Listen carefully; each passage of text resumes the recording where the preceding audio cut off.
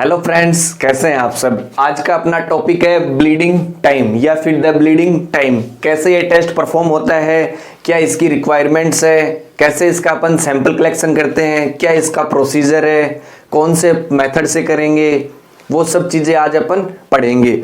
उससे पहले अपन देखेंगे कि ब्लीडिंग टाइम, ब्लीडिंग क्या होती है। ब्लीडिंग को समझिए, कोई पेशेंट है, उसका एक्सीडेंट हुआ, एक्सीडेंट के दौरान उसे ब्लीडिंग हुई, तब भी कोई इंजरी होगी।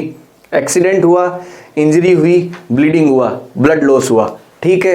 तो ब्लीडिंग से स्टार्ट होने से लेके तब तक जब तक ब्लीडिंग स्टॉप नहीं हो जाती, उसके बीच के टाइम पीरियड को अपन ब्लीडिंग टाइम बोलते हैं।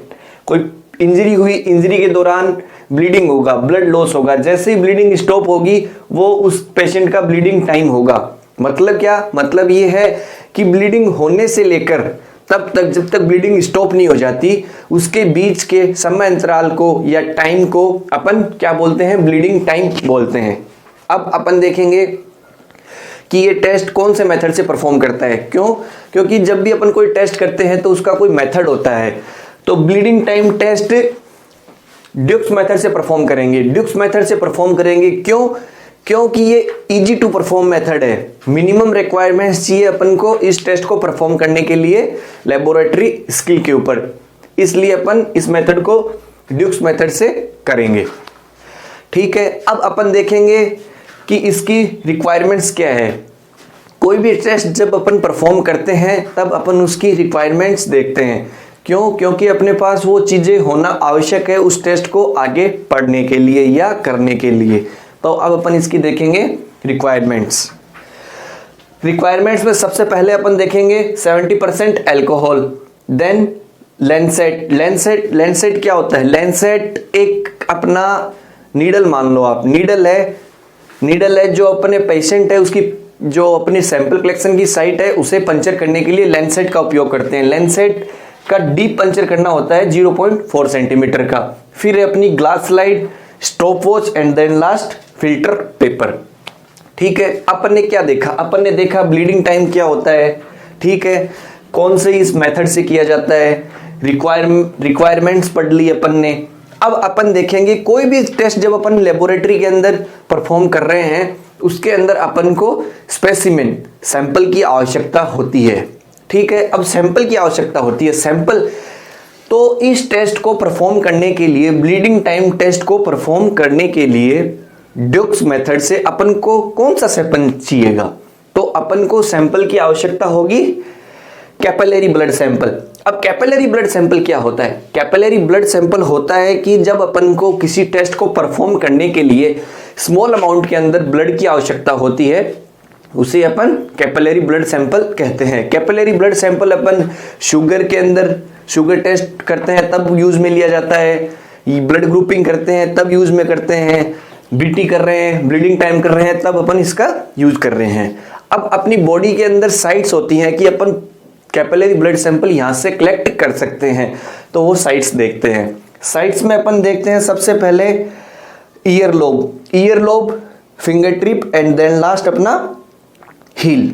इन 3 जगहों से अपन कैपिलरी ब्लड सैंपल कलेक्ट कर सकते हैं। और अगर एग्जाम में पूछ ले कि ब्लीडिंग टाइम क्या होता है, तो ब्लीडिंग टाइम क्या होता है, तो अपन एक शॉर्ट के अंदर देखें the time taking to bleeding stop, ये अपन शॉर्ट में बोल सकते हैं, ठीक है। अपन ने क्या क्या देख लिया?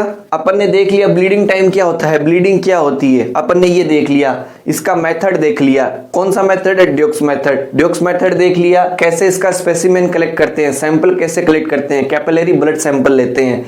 रिक्वायरमेंट्स देख ली अपन ने ड्यूक्स मेथड से ब्लड टाइमिंग की या ब्लीडिंग टाइमिंग की। अब अपन पढ़ेंगे इसको आगे, इसका प्रोसीजर, कैसे ये टेस्ट परफॉर्म करता है, वो अपन अब आगे प्रोसीजर के अंदर पढ़ेंगे। तो चलो आगे अब प्रोसीजर देखते हैं। सबसे पहले अपन उस साइट को क्लीन करेंगे 70% अल्कोहल की सहायता से, जहां से अपन सैंपल कलेक्शन कर रहे हैं। अपन सैंपल कलेक्शन ईयरलोब से कर रहे हैं, तो ईयरलोब को अपन 70% अल्कोहल की सहायता से स्ट्राइल करेंगे। और स्ट्राइल करने के बाद में अपन ईयरलोब के नीचे एक कांच की ग्लास स्लाइड को होल्ड कर रखेंगे और लेंसेट की सहायता से एक डीप पंचर करेंगे 0.4 सेंटीमीटर का डीप पंचर करेंगे, 0.4 सेंटीमीटर का, और ग्लास स्लाइड को वहां से हटा देंगे और स्टॉप वॉच को स्टार्ट कर देंगे। स्टॉप वॉच को स्टार्ट करने के बाद में जो अपना फिल्टर पेपर है उसे अपन ईयरलोब के नीचे रखेंगे ताकि ब्लड की ड्रॉप फिल्टर पेपर पर गिरती रहे। इस पूरे प्रोसीजर के दौरान अपन को जितनी भी ब्लड की ड्रॉप फिल्टर पेपर पे गिर रही है, एवरी 30 सेकंड से जितनी भी ब्लड की ड्रॉप फिल्टर पेपर पे गिर रही है उनको अपन को काउंट करते रहना है। ठीक है, उनको काउंट करेंगे अपन। जैसे ही अपनी ब्लीडिंग स्टॉप हो जाएगी, जैसे ही अपनी ब्लीडिंग सीज हो जाएगी, तो अपन स्टॉप वॉच को स्टॉप कर देंगे और जो जितनी ब्लड की ड्रॉप्स अपनी फिल्टर पेपर पे पड़ी है या आई है उनको अपन 30 सेकंड से मल्टीप्लाई कर देंगे। जो अपने पास रिजल्ट आएगा, जो टाइमिंग अपने पास आएगी, वो उस पेशेंट का ब्लीडिंग टाइम होगा। अब अपन बात करते हैं इसमें इसकी स्टैंडर्ड वैल्यू की। इसकी स्टैंडर्ड वैल्यू की बात अपन हम करते हैं किसमें, जो अपन ड्यूक्स मेथड से ब्लीडिंग टाइम कर रहे हैं उसके अपन स्टैंडर्ड वैल्यू की बात करें तो वो स्टैंडर्ड वैल्यू है 1 से 5 मिनट। इस समय अंतराल के दौरान पेशेंट की ब्लीडिंग रुक जाती है। नॉर्मल स्टैंडर्ड वैल्यू है ये जो है अपनी 1 से 5 मिनट। तो अपना टॉपिक ब्लीडिंग टाइम अब कंप्लीट होता है। Thank you.